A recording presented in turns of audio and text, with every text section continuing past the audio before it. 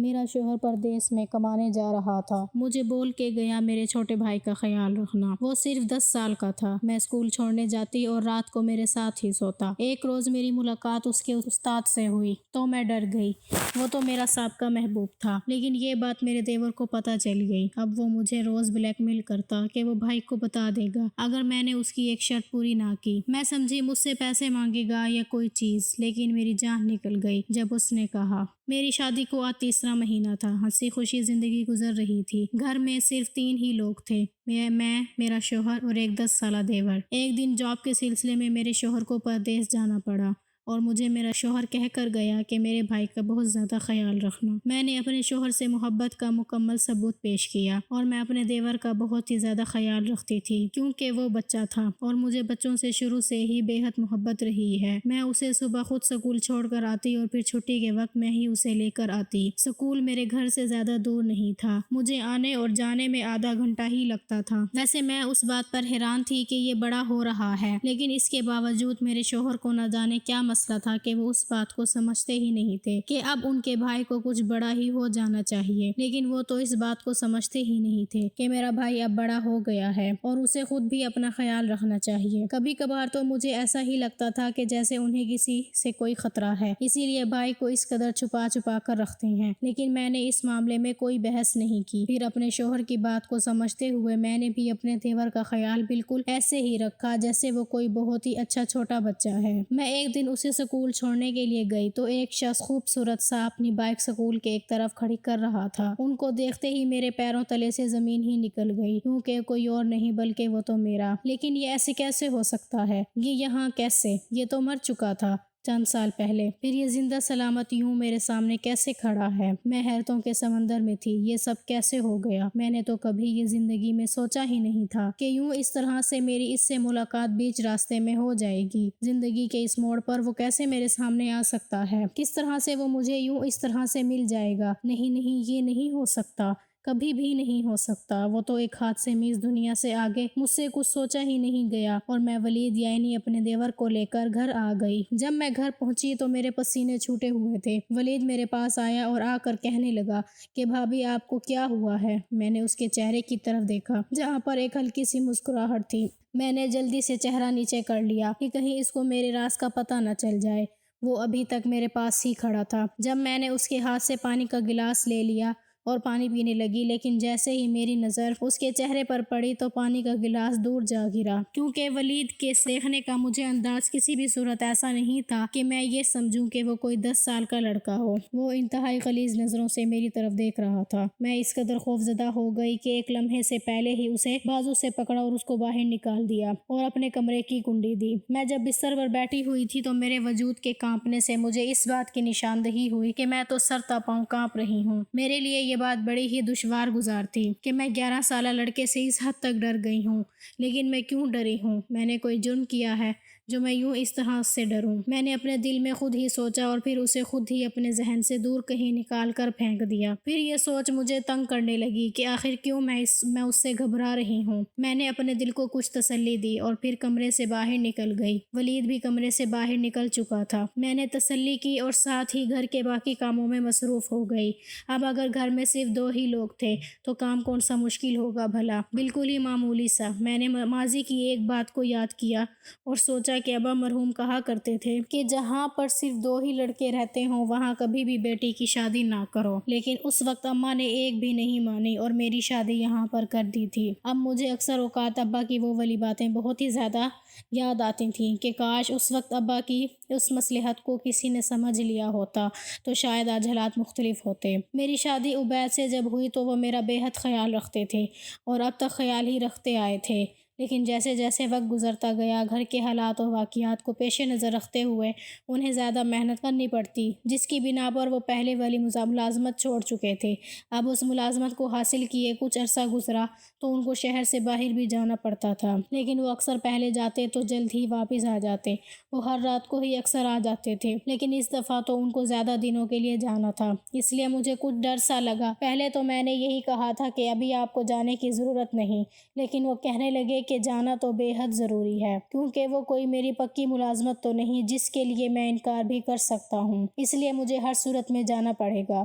میں کیا کر سکتی تھی؟ اب تو اماں بھی نہیں تھیں، ان کو ہی اپنے پاس بلا لو۔ بھابھی اور بہنیں سب اپنے گھروں میں رہتی تھیں، اب میں کس کو اپنے پاس بلاتی؟ اس لیے میں چپ کر کے خود ہی شوہر کا انتظار کرنے لگی۔ لیکن مجھے کیا پتا تھا کہ یہ چند دن جو وہ پردیس میں گزاریں گے تو پھر کس طرح سے میری زندگی مشکل ترین ہو جائے گی۔ ایک دن میں دیور کو اسکول چھوڑنے گئی تو وہ پھر سے اسی راستے میں موجود تھا۔ میں بڑی ہی خاموشی سے جلدی سے اس کے پاس سے گزر گئی اور وہ مجھے دیکھتا ہی رہ گیا۔ یہ بات میرے دیور نے نوٹ کر لی تھی۔ میں اسکول کے اندر چلی گئی کیونکہ آج میرے دیور کے اسکول میں مدر ڈے تھا۔ اب بیچاری میری ساس تو تھی ہی نہیں، اس لیے میں ہی اس کی ماں کی صورت میں اس کے اسکول والوں سے ملنے کے لیے چلی گئی۔ جیسے ہی میں میٹنگ روم میں داخل ہوئی وہ بالکل میرے سامنے ہی بیٹھا ہوا تھا۔ اس کی نظر مجھ پر پڑی تو جلدی سے کھڑا ہو گیا۔ اس کے چہرے پر پھیلی خوبصورت سی مسکراہٹ تو وہی تھی جو کچھ سال پہلے تھی۔ وہ بس ویسا ہی تھا، کچھ بھی تو نہیں بدلا تھا ماں سوائے اس کے چہرے پہ پہلے سے کچھ زیادہ ہی داڑھی تھی۔ وہ بچپنا اب نہیں تھا۔ میں نے جلدی سے چہرہ نیچے کر لیا، لیکن شاید کچھ دیر ہو چکی تھی۔ وہ نہ جانے اور مجھے کتنی ہی دیر تک دیکھتا رہا کہ ولید نے اسے سر کہہ کے متوجہ کیا۔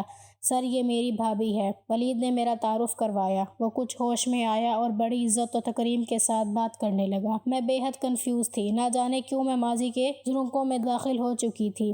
ولید اس کی نظروں کے تعاقب میں نہ جانے کیا سے کیا سمجھ چکا تھا۔ میں نے کچھ بات کی اور پھر ساتھ ہی ولید سے کہا کہ اب چلو، گھر میں کافی کام ہے۔ لیکن اس کے سر نے نہ جانے کب ہمارے لیے کھانے پینے کی اشیاء منگوا لیں۔ ولید کھاتا جاتا تھا اور ساتھ میں یہ کہہ رہا تھا کہ ارے واہ بھابھی، آپ روز آیا کریں، سر نے تو آج بڑی ہی موجیں کروا دی ہیں۔ میں نے مرتے ہوئے 2 نوالے لیے اور پھر اٹھ کر باہر آ گئی۔ ولید کافی دیر کے بعد آیا۔ اس سے پہلے اس کا وہی سر میرے پیچھے ہی آ گیا تھا۔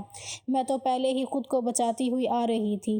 میں نے جلدی سے رکشے میں بیٹھ کر ولید کو اشارہ کیا، جو سکول سے باہر نکل کر دوستوں کے ساتھ کھڑا تھا۔ ہم لوگ گھر آ گئے۔ گھبراہٹ کی وجہ سے سانس لینے میں دشواری ہو رہی تھی۔ ولید جلدی سے آ گیا اور کہنے لگا، اچھا تو بھابھی، یہ کیا چکر تھا؟ آخر اس بات کا کیا مطلب ہے؟ ولید، کس بارے میں بات کر رہے ہو؟ ارے میں تو سر مبشر کو یاد کر رہا تھا، کتنے اچھے ہیں نا؟ آپ ان کو جانتی ہیں پہلے سے؟ نہیں، میں تو نہیں جانتی ان کو، میرا تو ان سے کوئی دور کا بھی واسطہ نہیں۔ اچھا ریلیکس، کیوں اس قدر گھبرا رہی ہیں؟ میں تمہارے بھائی کی وجہ سے کچھ پریشان ہوں، وہ نہ جانے کب آئیں گے، میں نے فکر مندی سے کہا، اور ہاتھ میں پکڑے گلاس کی تھرتھراہٹ سے وہ محفوظ ہو رہا تھا۔ بھائی یہاں نہیں ہے تو کیا ہوا، سر مبشر تو ہے نا؟ اور ساتھ ہی ہنسنے لگا۔ بات کرنے کے بعد اس نے ایک طنزیہ قہقہہ لگایا تاکہ میں یہ بات سمجھ سکوں کہ وہ ہر بات کو جان چکا ہے۔ میں اس قدر خوفزدہ ہوئی کہ میں نے اس کے سامنے ہاتھ جوڑ دیے کہ خدا کے لیے کسی کو بھی مت بتانا۔ وہ میری اس حالت سے بہت محفوظ ہو رہا تھا اور کہنے لگا کہ یہ تو اب مجھ پہ ہے نا کہ میں کس حد تک اس راز کو اپنے ذہن میں رکھتا ہوں۔ لیکن بھابھی، آپ کو دیکھ کر لگتا تو نہیں ہے کہ آپ اس قدر میرے خدا، دیکھنے میں تو میں آپ کو بے حد سیدھی سادی سمجھتا تھا، اور آپ لگتی بھی کچھ ایسی ہی ہیں، لیکن آپ نے کیسے کیسے گل اپنے زمانے میں کھلائے ہوئے ہیں۔ اب دیکھیں کیسے پردے اٹھ رہے ہیں تو اور کیسے راز کھل رہے ہیں۔ لیکن کوئی بات نہیں، اگر آپ میرا ایک کام کر دیں تو میں یہ راز کسی کو بھی نہیں بتاؤں گا، لیکن اس کے لیے آپ کو میری ایک شرط پوری کرنی ہوگی۔ میں اس وقت جس مصیبت میں پھنس چکی تھی، میں نے ساری شرائط کو ماننے کی حامی بھر دی۔ میں نے کہا کہ مجھے ہر شرط منظور ہے، کیونکہ میرے ذہن میں تو یہی تھا کہ شاید مجھ سے پیسے مانگے گا یا کوئی قیمتی چیز، اس لیے میں بے حد مطمئن تھی۔ ولید، تمہیں جو کچھ بھی چاہیے مجھے بتا دو، لیکن میرے ان جڑے ہوئے ہاتھوں کی طرف دیکھ لو کہ خدا کے لیے کسی کو بھی مت بتانا۔ جی بہتر نہیں بتاؤں گا، لیکن اس شرط کو پورا ہو جانے کے بعد وہ شرط میں آپ کو کل ہی بتاؤں گا۔ میں نے کہا کہ آج ہی بتا دو، کیونکہ میں نہیں چاہتی کہ اس کام میں کوئی بھی تاخیر ہو۔ ارے بھابھی جان، آج تو کسی بے حد ضروری کام سے باہر جا رہا ہوں، کل لازمی بتاؤں گا، پلیز اس قدر بے چین تو مت ہوں۔ یہ کہہ کر وہ باہر چلا گیا اور مجھے پوری رات کے لیے سولی پر لٹکا گیا۔ خیر، میں نے ہمت کی اور اٹھ کر معمول کے کام کیے۔ عبید کی مجھے اس لمحے کال آ گئی۔ میرا وجود سوکھے پتے کی طرح کانپنے لگا۔ ولید نے سب کچھ بتا دیا۔ کافی دیر تک فون بجنے کے بعد میں نے موبائل نہیں اٹھایا، وہ بول بول کر خود ہی بند ہو گیا۔ ولید پورا دن باہر گھومنے پھرنے کے بعد گھر واپس آیا تو میں اس کی ہی منتظر تھی۔ کہنے لگا، بھابھی شرط تو میں کل ہی بتاؤں گا، اور کھانا میں نے باہر آج دوستوں کے ساتھ کھا لیا، اس لیے آپ بھی اپنے کمرے میں جا کر جلدی سے سو جائیں، بھائی کل یا پرسوں تک آ جائیں گے۔ وہ اس قدر آرام سے یہ سب کہہ رہا تھا کہ میں اس کی عمر اور ذہن دونوں کا معاوضہ کر رہی تھی اور اپنے کمرے میں چلی گئی۔ رات بھر میں سولی پر ہی لٹکی رہی، نہ ڈھنگ سے کھا سکی اور نہ ہی پی سکی۔ نہ جانے کیوں مجھے لگا کہ ساتھ والے کمرے میں کوئی خسر پھسر کر رہا ہے۔ ہمارے گھر میں سارے کمرے ایسے ہی تھے، कि एक के साथ दूसरा कमरा मौजूद था। मुझे आवाज़ें पहले से ज़्यादा आने लगीं, तो मैंने अपने कमरे में से ही उस कमरे के दरवाजे पर बने सुराख से झांकने की कोशिश की कि मेरे पैरों तले से ज़मीन ही निकल गई, क्योंकि उसके साथ वाले कमरे में मेरा देवर एक औरत के साथ चिपक कर बैठा हुआ था। वो औरत उसके बहुत ही करीब थी और वो बार बार उसके कान में कोई खुसर पुसर करता था। ये सिलसिला काफ़ी देर तक चलता रहा। पहले तो यही दिल किया कि अभी जाकर इसको पकड़ कर बेशुमार जूते लगाऊं, लेकिन फिर दूसरे ही लम्हे ये सोच सताने लगी कि वलीद बेहद तेज़ है। ये ना हो कि वो मेरे जाने पर कहीं इस औरत को इधर उधर छुपा दे और फिर अपने कहे को माने ही नहीं। इसलिए मैंने 1 या 2 दिन मज़ीद इंतज़ार करने का सोचा कि अगर मैंने उसको इस हालत में देखा तो फिर उसको कभी भी माफ़ नहीं करूँगी। खैर, बड़ी ही मुश्किल से वो रात गुजरी। अगले दिन इतवार था, इसलिए उसने स्कूल नहीं जाना था। इसलिए मैं भी बेफिक्री से सोई रही, लेकिन जैसे ही मुझे एकदम से याद आया तो मैं जल्दी से उठी और जाकर वलीद को जगाया। वो एकदम से हड़बड़ा कर उठ बैठा और साथ ही कहने लगा कि भाभी, इतवार को तो सुकून से सोने दिया करें। वो मैं कह रही थी कि मैं गरम गरम नाश्ता बनाने लगी हूँ, तुम भी अभी खा लो। वो मेरे चेहरे की जानिब देखने लगा और फिर कुछ कहे बिना ही मेरे पीछे पीछे किचन में आ गया। वहाँ एक स्टूल पर बैठा और साथ ही जमाइयों पर जमाइयाँ लेने लगा। रात भर सोए नहीं हो क्या? मैंने तो एक वैसे ही रस्मी सी बात की थी, लेकिन वो इस बात को निहायत गलत रंग दे गया और फौरन से कहने लगा कि भाभी जी, रात भर जागना तो आपका काम है, किसी की यादों में। मैं भला एक मासूम सा बच्चा क्या करूँगा जाग कर? मैं उसकी इस बात पर इस कदर शर्मिंदा हो गई और फिर मज़ीद कोई बात ही ना कर सकी। वो बड़े ही मज़े से नाश्ता करता रहा। जब पेट भर गया तो कहने लगा कि भाभी, मेरी बात सुने, आप ऐਵੇਂ डर ना जाया करें, बड़ी अच्छी हैं आप, और मेरी शर्त सुन लीजिए कि मैं एक ही शर्त पर भाई को आपकी हकीकत नहीं बताऊंगा कि अगर आप मेरी ये बात मान लें और उसके बाद फिर जो कुछ वलीद ने मुझसे कहा वो सुनने की हिम्मत मैं कहाँ से लाई कि मैंने किस तरह से वो बात सुनी या मैं किस तरह से उसकी बात को सह सकी, ये तो मेरा खुदा ही जानता है ना। वलीद, तुम्हें आखिर शर्म क्यों नहीं आई ये बात करते हुए? आंसू मेरे रुखसारों पर उस तेजी से बह रहे थे कि मैंने चाहते हुए भी उनको साफ नहीं किया। मैं उसकी तरफ देखे ही जा रही थी कि शायद उसको अपनी कही बात पर कुछ शर्मिंदगी महसूस हो जाए या ये बात सोचने के काबिल हो जाए कि ये भाभी नहीं बल्कि ये तो मेरी माँ है। उसने मुझसे माँ जैसे सलूक किया है, लेकिन कभी देवर भी इन मुखलिस और पाकीज़ा रिश्तों को समझ सके, कभी नहीं समझते। इसलिए तो इस घटिया इंसान ने अपना इंतहाई कम उम्र में ऐसी घटिया बात कर दी थी। तुम्हें इल्म है कि क्या कह रहे हो? जी, मैं वही कह रहा हूँ जो आप सुन रही हैं। अगर आपने मेरी इस बात पर गौर नहीं किया तो फिर आप नताइज की जिम्मेदार खुद ही होंगी। ये बिल्कुल वही बात थी कि आगे कुआं पीछे खाई, क्योंकि अगर मैं उसकी बात नहीं मानती तो भी फंसती हूँ, लेकिन अगर मान लेती हूँ तो भी मैं ही मरती हूँ। इसलिए खूब सोच विचार के बाद मैंने ये सोच लिया कि मौत ही ऐसी ज़िंदगी से बेहतर है। या अल्लाह, मैं क्या करूँ, मेरी मदद फरमा। बेशुमार आंसू मेरी आंखों में से बहते हुए मेरे चेहरे पर बह निकले। मैं वहीं पर किचन के स्टूल पर ही बैठ गई कि ये शर्त मैं किस तरह से मानूं, मैं क्या करूं, ये सोचती ही रही, लेकिन मैं कुछ समझ ही ना सकी और फिर मेरी रोटी भी जल गई। ना मैं नाश्ता कर सकी और ना ही कुछ और, बस वहीं किचन में बैठी रोती रही। वलीद कहीं बाहर जा चुका था। मेरे दिल से उसके लिए शदीद नफरत निकल रही थी कि ये इतना सा लड़का मेरे दिन रात के करार का किस कदर दुश्मन बन चुका है।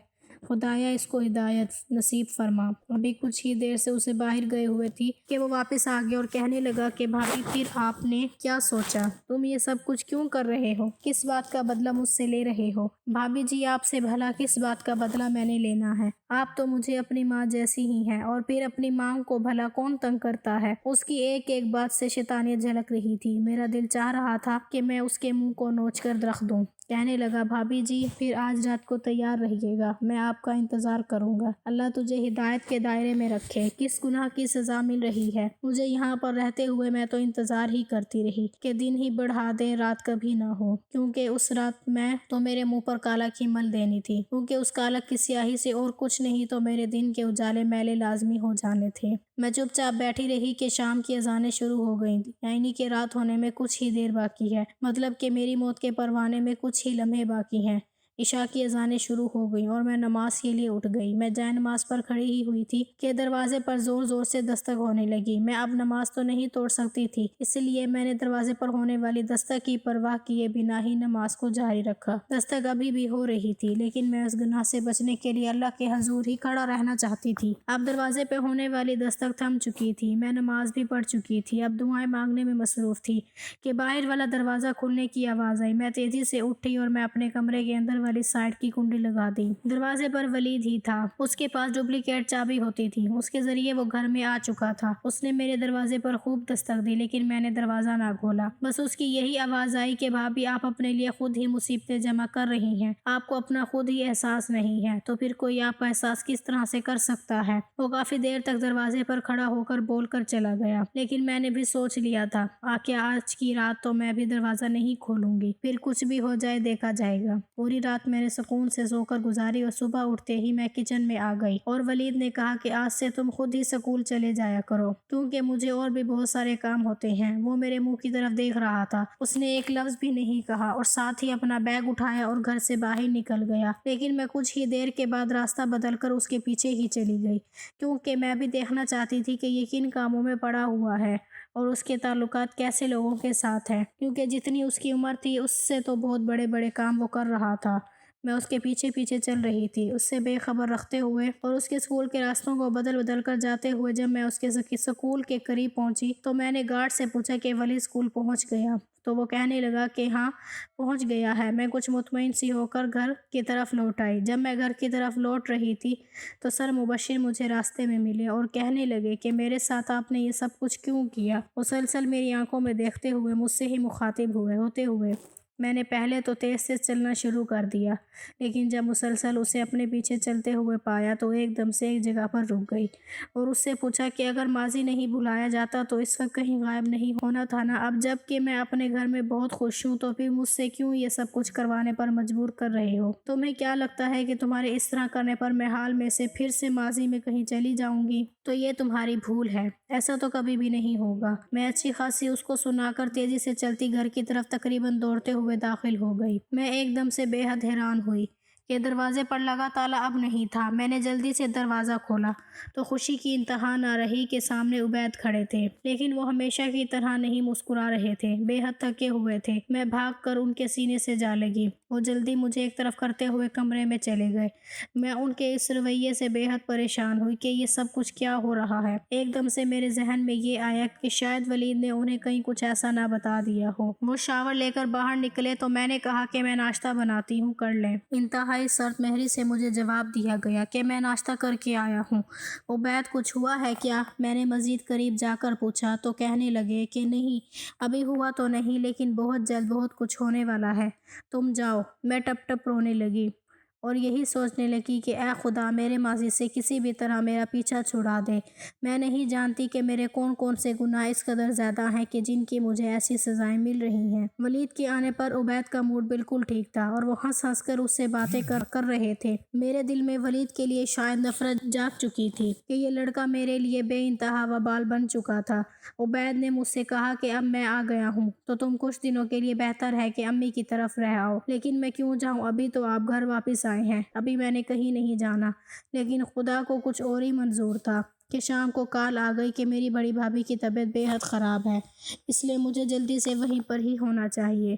عبید مجھے امی کی طرف باہر ہی اتار کر واپس آ گئے اور میں گھر میں چلی گئی۔ لیکن جیسے ہی میں گھر میں داخل ہوئی تو سامنے بیٹھے اس شخص پر نظر پڑتے ہی میری سانسیں رکنے لگ گئیں۔ سامنے صوفے پر ہی مبشر بیٹھا ہوا تھا، اس نے مجھے نہیں دیکھا تھا، اس لیے میں تیزی سے بھابھی کے کمرے کی طرف آ گئی جہاں بھابھی بالکل ٹھیک بیٹھی مسکرا رہی تھیں۔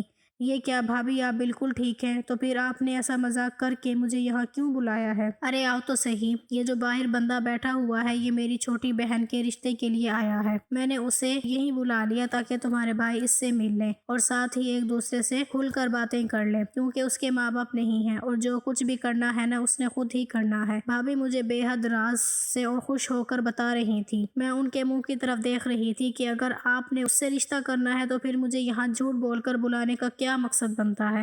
میں واقعی بھابھی سے ناراض ہو چکی تھی، اس لیے کچھ بھی نہیں کہہ رہی تھی۔ وہ مجھے منانے کی مسلسل کوشش کر رہی تھی لیکن میں ایک طرف منہ بنا کر بیٹھ گئی۔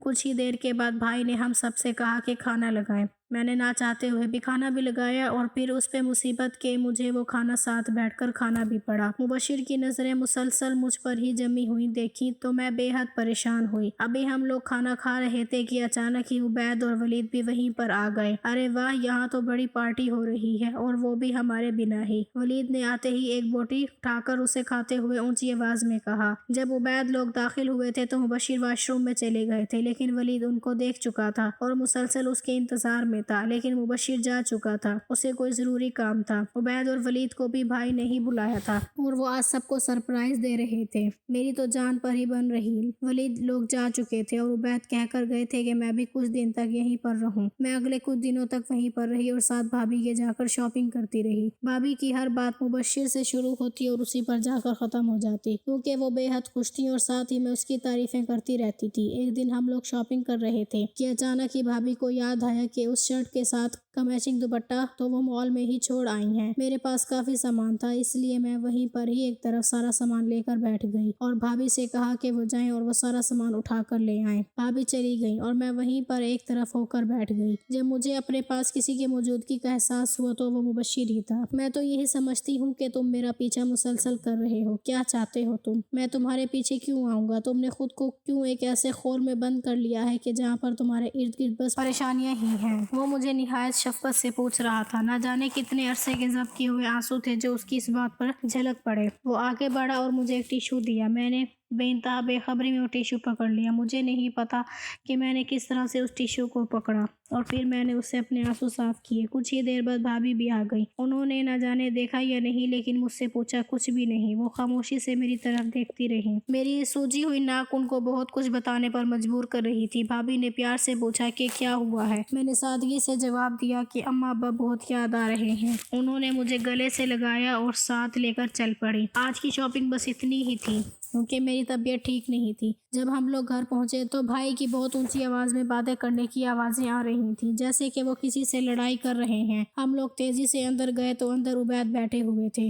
وہ میرے ہی بارے میں کچھ الٹا سیدھا بول رہے تھے کہ میں کوئی آوارہ لڑکی ہوں جو مال میں یوں غیر لڑکوں کے ساتھ ملتی رہتی ہوں۔ بھائی سے یہ بات بالکل بھی برداشت نہیں ہوئی اور وہ میری طرف بڑھے اور پوچھنے لگے کہ یہ سب کچھ کیا ہے بیٹا؟ بھائی ہمیشہ مجھے بیٹا کہہ کر ہی پکارتے تھے۔ ارے یہ کیا بتائیں گی، ہماری تو قسمت ہی خراب تھی جو ہم نے اس کو گھر میں جگہ دی۔ بس اسے رکھیں اپنے گھر، میرا اس کے ساتھ کوئی تعلق نہیں۔ ایک دم سے عبید کے منہ سے یہ بات سنی تو میں نے بھائی سے کہا کہ ابھی اور اسی وقت ولید اور مبشر کو بلائیں۔ بھائی نے فوراً ہی دونوں کو یہاں کال کر کے بلایا۔ کچھ ہی دیر بعد دونوں یہاں آ گئے۔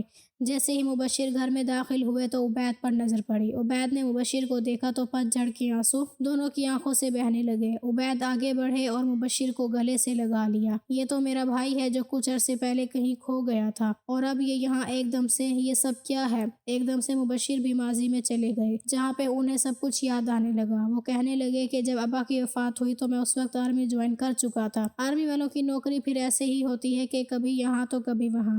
پھر ایک دن جب میری ٹریننگ ختم ہوئی تو مجھے بارڈر کے بالکل قریب ہی تعینات کر دیا گیا۔ وہاں پہ وہ علاقہ غیر کا ایک نشان تو لگا ہوا تھا، لیکن مجھے نہ جانے رات کی اندھیرے میں پتہ کیوں نہیں لگا تو میں وہ بارڈر پار کر لیا۔ بس پھر میں ہندوؤں کے چنگل میں اس کی قید میں جا پڑا۔ میں وہاں پھر 4 سال رہا۔ وہاں کے 4 سال میرے 400 سالوں کے برابر ہیں، کیونکہ بہت ہی بری قید و بند کی صحبتیں تھیں، ہر روز ظلم و ستم کا۔ پھر ایک دن میں نے اپنی ایک انگوٹھی اتار کر اپنے ایک دوست کو دی کہ اگر میں یہاں شہید ہو گیا تو یہ میرے گھر میری ماں کو پہنچا دینا۔ اب مشکل یہ پیش آئی کہ وہی مجھ سے پہلے شہید ہو گیا۔ بس میری لاش کو اخبار میں دے دیا اور اس میں اس انگوٹھی کو بڑے ہی واضح کر کے دکھایا گیا۔ میرے گھر والوں نے جب وہ خبر پڑھی تو وہ رو پیٹ کر صبر کر بیٹھے۔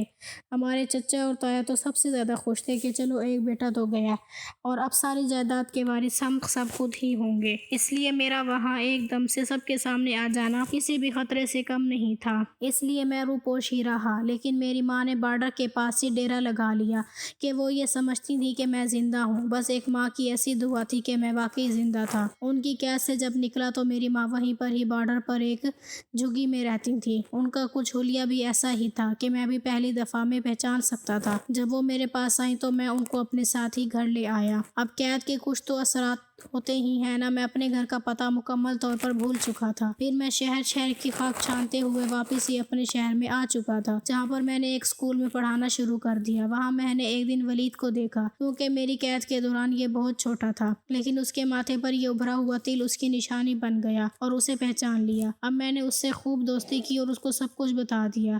اس نے کہا کہ یہ ہر صورت میں مجھے اپنے ساتھ گھر لے کر ہی جائے گا۔